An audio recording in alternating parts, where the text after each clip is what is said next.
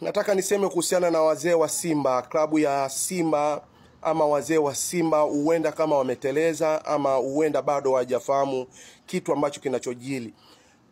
Kitendo cha kuzungumza masuala ya mpira watu hawakatai, na masuala ya utani upo tangu ya miaka na miaka, lakini kuwahusisha na masuala ya mpira ni vitu viwili tofauti kabisa, haitakiwi. Mimi labda ni washauri tu wa wanachama wa Simba, mungizungumza na Ahmed Ally kwamba yeye ukitaka kujua ama kutaka kuona timu ya Tanzania inaendelea, kuwa na ushirikiano na matawi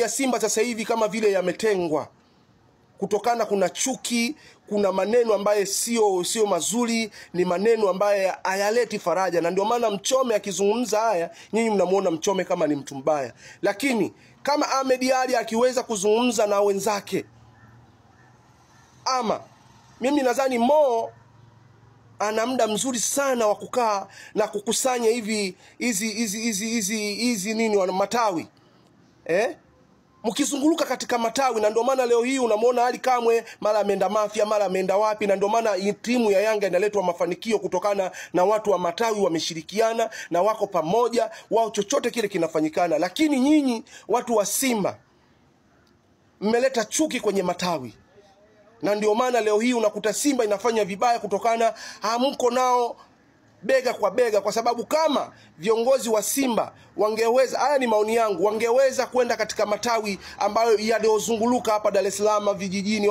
bila kubagua na kuwaweka pamoja. Mimi nakumbuka kipindi kile Mpira Pesa, yani Simba Pesa sijui ni, yani matawi mengi alifanya vizuri na Simba ikafanya vizuri kutokana na ushirikiano wa matawi wa mikoani na hapa. Nyinyi mnajali sana matawi ya hapa tu kuliko mkoani. Mungezunguluka pamoja na mikoani. Hao wazee wana michango mikubwa sana.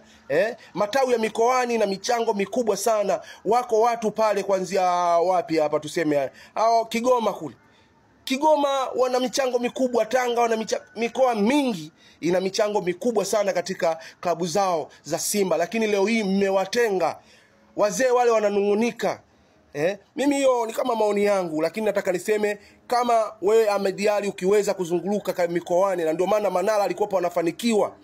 Manara alikuwa anafanikiwa kwa sababu alikuwa anawajali watu wa mikoani. Alikuwa anajali matawi ya mkoani. Klabu za Simba hizi, Yanga, kokote kule anapokwenda Manara aliweza kufanikisha, na ndio maana Simba ikawa na vikombe vingi sana. Ikawa inashinda mataji mengi sana kutokana aliwajali sana watu wa matawi wa mikoani. Hayo ni maoni yangu mimi. Ni hivyo tu ndugu zangu, tusichukiane, ni hilo.